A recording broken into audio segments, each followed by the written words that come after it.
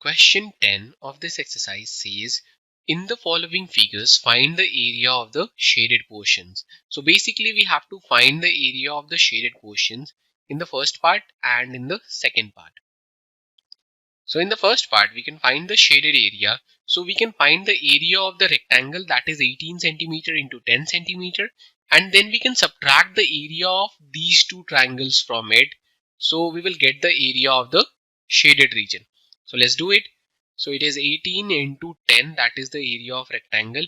And we will subtract the area of these two triangles, that is half into 6 into 10 minus half into 8 into 10.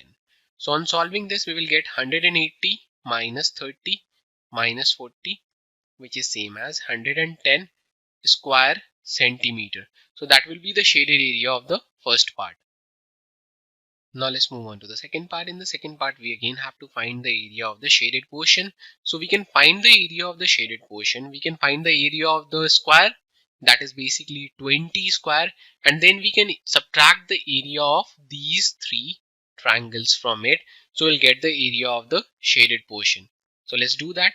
Area of a square is basically side square. So the side is given, that is 20 centimeters. So it will be 20 square minus half into 10 into 20, that is the area of triangle, minus half into 10 into 20 and minus half into 10 into 10, that is the area of the third triangle.